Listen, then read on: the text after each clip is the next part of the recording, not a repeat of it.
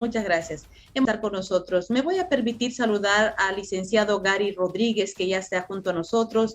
Él es gerente general del Instituto Boliviano de Comercio Exterior. Licenciado, ¿cómo está? Muy buenos días. Qué grato saludarlo. Bienvenido al programa de Primera Mano. Estamos sin audio, mi querido licenciado. ¿Se habría posibilidad para escucharlo y saludarlo enfáticamente, ya que estamos a un día de celebrar el Día del Trabajador? Y anticipo las felicitaciones para usted y para todo ese gran equipo que tiene trabajando en el IPSE. Muchísimas gracias, Ivonne. Va a disculpar. Un gran saludo para su audiencia y, por supuesto, también de forma anticipada, mis felicitaciones para usted, para todo ese equipo maravilloso que tienen en Canal C y además para todos los trabajadores que nos puedan estar viendo. Muchas gracias. Entendemos que el tema de fondo en este momento es precisamente el incremento salarial. Obviamente hay un incremento del 3 y 4%, sí, pero de alguna u otra manera a veces no se visibiliza, ¿no? ¿Cuál es el trabajo diario y cotidiano que realizan nuestros empresarios? Sean estos pequeños, medianos o grandes, aquellos emprendedores que están haciendo la prueba, ¿no? Ver cómo le ve a una empresa y si le va bien, hay que seguir creciendo, se deberá contratar a más gente, se generará fuentes de empleo, se incrementarán los recursos económicos, reactivaremos la economía. En fin, hay mucho que hablar sobre el particular. Lo estamos escuchando. Una vez más, bienvenido. Efectivamente, creo que va siendo tiempo de revalorizar lo que es la labor empresarial, lo que es emprender en un país donde a veces las condiciones para hacer empresa no son las más amigables, las mejores, como en otros países. Se ha tratado siempre de enfrentar al trabajador con el empresario en una dicotomía que en la práctica no debe existir. ¿Cuántas veces hemos escuchado que sin trabajadores no hay empresa? Pero lo cierto es que sin empresa no hay trabajadores.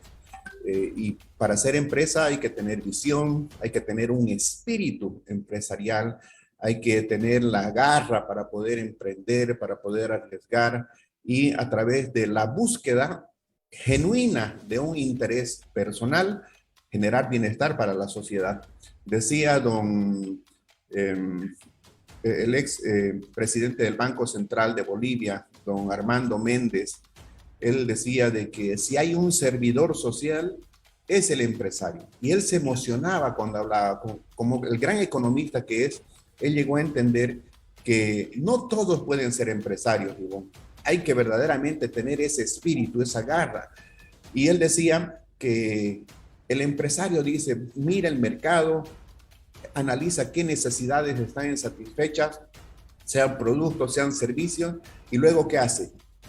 Desarrolla con su imaginación una estrategia y luego procede a invertir su propio dinero, decía, o asume riesgos, contrata créditos, para que con eso digo, produzca bienes y servicios, obtenga una utilidad, un retorno a esa capacidad empresarial que tiene, a la inversión que ha hecho, pero a través de eso, decía, genera empleo. Por lo tanto, dijo, si hay un servidor social, ese es el empresario. Definitivamente, sí, uno de los principales y parte, ¿no?, de esta cabeza principal de una empresa, cómo podría ir la situación también, no solamente laboral del trabajador, sino también su remuneración económica. Así es, una vez más, insisto en el hecho de que trabajador y empresa deben verse como una relación simbiótica de mutua convivencia, donde el empresario, actuando con responsabilidad social, busque no solamente la utilidad para sí y el crecimiento de la empresa, sino también el desarrollo del trabajador que va más allá de lo que es la retribución salarial. En contrapartida, ¿qué tiene que hacer el trabajador? Dar lo mejor de sí y preocuparse por capacitarse más.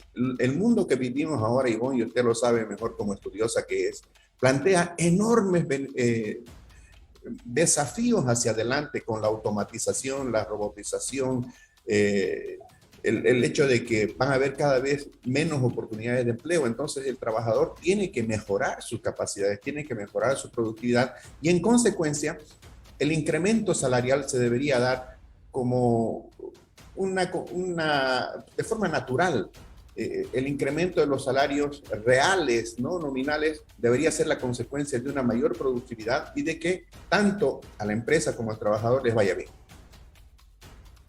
Definitivamente es cierto. Hablemos también de este trabajo que llevan adelante las empresas, por favor, licenciado, con relación al tema de las exportaciones, que me interesa mucho. Ustedes son los que manejan, dominan este tema, el crecimiento del sector exportador. Hemos tenido incremento en este primer cuatrimestre, podríamos establecer ya de este año. Estamos mejorando, tenemos nuevas y mejores proyecciones, sobre todo, toda vez de que tenemos que seguir reactivándonos económicamente y esa reactivación va a permitir incluso la generación de nuevas fuentes de empleo. Y si hacemos referencia a todos los departamentos del país, Santa Cruz de alguna u otra manera tiene la mayor situación, no solamente de proyección en crecimiento, sino también la mayor condición de empresas establecidas en aquel departamento. Efectivamente, Ivonne, y lo que usted acaba de decir es tan profundo, porque cuando hablamos de exportación, estamos hablando de que hemos producido por encima de las necesidades de nuestro mercado interno. ¿Eso qué significa? Significa que el esfuerzo que hemos hecho para poder generar, por decir, alimentos, ha sobrepasado la capacidad de compra del mercado interno y entonces generamos excedentes y con eso crecemos más. Porque si solamente tuviéramos que producir para el mercado interno, nuestro crecimiento sería muy, muy bajo. Le voy a dar un ejemplo.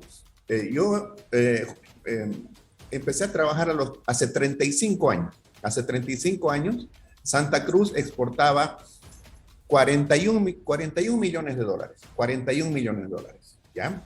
El año pasado, solamente por la exportación de soya y derivados, hemos generado 1.365 millones de dólares. Le estoy hablando de un solo producto.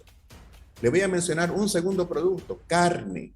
Solamente por la carne hemos vendido 102 millones de dólares. Entonces, claro, cuando a veces se escuchan esas millonadas, no se da cuenta la gente que detrás de eso hay empleo.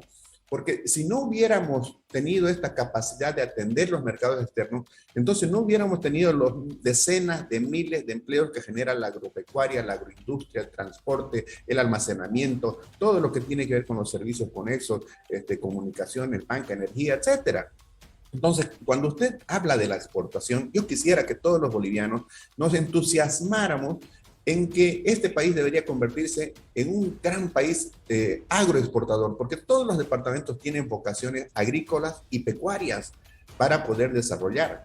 Ahora, más exportación significa más divisas para el país, más estabilidad de la economía, también más generación de empleo, empleo en el sector legal, en el sector formal, Ivonne, porque la actividad de la exportación está vigilada, está controlada. Eso quiere decir que los trabajadores que están inmersos en la actividad exportadora tienen beneficios sociales, derecho a jubilación, a caja, etcétera. Y algo que es supremamente importante, nuestro país sube sus estándares de producción porque se conecta con mercados que son exigentes. Entonces, ¿es bueno exportar? Sí. ¿Cómo nos está yendo en el primer bimestre? Lamentablemente, el INE solo ha reportado hasta ahora exportaciones a febrero. Las ventas a febrero han totalizado, perdón un segundito, ahora le digo. Ay, perdón, me agarró en curva, Ivonne, porque no tengo... No se preocupe, aguardamos. Estamos conversando con el ingeniero Gary Rodríguez, gerente general del Instituto Boliviano de Comercio Exterior. Adelante, por favor. Tenemos que las exportaciones al mes de febrero han totalizado 1.856 millones de dólares, han crecido 22% en porcentaje, ¿no? Y la diferencia absoluta es de 333 millones de dólares. Las importaciones también han crecido, incluso más que las exportaciones, 26%, pero pese a ello, en el primer bimestre, entre enero y febrero de este año, hemos generado un superávit de 231 millones de dólares. ¿Eso por qué? Porque ahorita en el mundo hay una situación, vamos a decir, por una parte incertidumbre, preocupación, pero por otra parte también de oportunidades. Los alimentos están casi en su mejor momento, los minerales, el oro, ni qué decir, como activo de refugio. Entonces, todo eso está ayudando a que las ventas de minerales suban, las ventas de alimentos suban, y en función de eso, se dice que esto va a durar 2 años por lo menos, porque viene alimentado por la crisis que hay entre Ucrania y Rusia. El país podría ganar mucho. Pero para eso tenemos que tener clara la figura, como usted la tiene, como yo la tengo, de que exportar es un buen negocio para el país. Definitivamente sí es un buen negocio, pero usted ha hecho referencia simplemente de dos productos que son prácticamente los más grandes que tenemos en Bolivia. Hay muchos otros que están en crecimiento, licenciado. Sería importante tal vez fortalecer y conocer, porque eso es lo que usted manifiesta, sobre todo son productos del oriente boliviano, ¿no? Si hablamos de la carne, Santa Cruz, Beni y demás, pero si hablamos de otros productos, ¿qué podríamos establecer a nivel nacional para el crecimiento, en todo caso general, en La Paz, en Cochabamba? Bueno, en Tarija, si hablamos de vinos y otros productos que también pueden tener el crecimiento que se está esperando. Mire, hay un sector que está creciendo y muchísimo, que es el de minerales, ¿no? Eso involucra a departamentos como Potosí, Oruro, La Paz, y ahí tenemos un destaque principalísimo en lo que respecta al oro. El oro, por ejemplo, se ha expandido un 13%, es el principal producto de exportación. Tenemos que el zinc ha crecido un 39%, el estaño metálico de igual forma, la plata metálica, en fin. ¿Por qué? Porque sus precios se han elevado a consecuencia de esta conflagración que está habiendo en el mundo. Ahora, hay otros productos que también, digamos, están experimentando un crecimiento, ¿no? Este es el caso, por ejemplo, de lo que puede ser la castaña. En el caso de Cochabamba, podríamos hablar, por ejemplo, de las bananas. Las bananas están con un crecimiento del 15%. Hay algunos que se ven que crecen más, otros crecen menos. El café, por ejemplo, 21%. Estamos hablando de La Paz. Podríamos hacer un programa exclusivamente por productos y departamentos. Me gustaría prepararme un poco mejor en esa parte, pero lo cierto es de que en el momento actual hay oportunidades para exportar más, pero para eso tenemos que tener claridad en las reglas de juego, tenemos que estar seguros de que lo que se va a poder producir se va a exportar, que no haya restricciones, que no haya preocupaciones de prohibiciones, como lamentablemente se están viendo en este caso con algunos productos, ¿no? El caso del azúcar, el caso del maíz, del sorgo, cuando, reitero, podríamos repetir esta virtuosa historia del sector oleaginoso en todos, ¿no? Bolivia tiene todos los pisos ecológicos, tiene todos los climas, microclimas, como para desarrollar alimento, y lo que el mundo necesita es alimento. No estoy diciendo que solamente tenemos que concentrarnos en esto. Yo diría que a corto plazo el sector agropecuario, agroindustrial, el forestal maderero pueden generar mucho movimiento económico porque su capacidad de reacción es muy rápida, pero tenemos la industria liviana y tenemos la industria intangible, ¿no? Del software, del turismo, que también es exportación. Tenemos una cantidad de cosas que podríamos ir desarrollando en paralelo, pero siempre con miras al mercado internacional. Licenciado, ¿qué factores hacen que se frene precisamente este desarrollo, este despegue tal vez de muchos otros productos que obviamente pueden ser de exportación? Mire, yo le voy a contestar de una forma honesta. Usted es una comunicadora, está bien informada. ¿Cuáles son los temas que están en agenda diariamente? ¿Acaso es la economía? ¿Acaso son los mercados? ¿Acaso es la productividad? ¿Acaso es la competitividad? ¿Acaso son acuerdos comerciales? ¿Acaso son alianzas público-privadas? A nosotros nos gustaría que la prensa esté reportando cada día que salió una mejor ley, que salió un decreto, que se disminuyeron los trámites, los costos de exportación, que vamos a habilitar más puertos, que vamos a tener un hub aéreo en Santa Cruz, en Cochabamba, que vamos a utilizar la biotecnología, que vamos a cambiar la materia energética. Por Dios, todo eso significaría empleo. ¿Qué es lo que nos está faltando? Lamentablemente, lo que nos está faltando es focalizar, centralizar la atención de la agenda pública en la economía. Y dentro de la economía, el comercio exterior. Porque si hay algo que es, yo diría, vital para un país, es manejar bien su comercio exterior, tanto la exportación como la importación. Importante, necesario conocer todo aquello y además cuáles deberán ser las políticas de fomento que deberá tener el gobierno nacional. Es importante aquello porque a partir de un emprendimiento, los empresarios hacen muchos esfuerzos para poder mantener el mismo y reitero, insisto, son los que tienen mayor número de contratación de personal. La generación de fuentes de empleo es importantísimo. Ahora tenemos un incremento salarial que al empresario le cuesta, ¿no? Tal vez de cubrir todos estos presupuestos que se están incrementando paulatinamente y esto no en acuerdo precisamente con estos tres sectores que involucran a un incremento salarial, el sector del gobierno, el sector laboral y los empresarios. Pero los empresarios, como alguien dijo, no están ninguneados, no los han considerado y son los que van a cancelar esos sueldos. Así es, y cuando hablamos de empresarios, se suele tener un sesgo en la visión.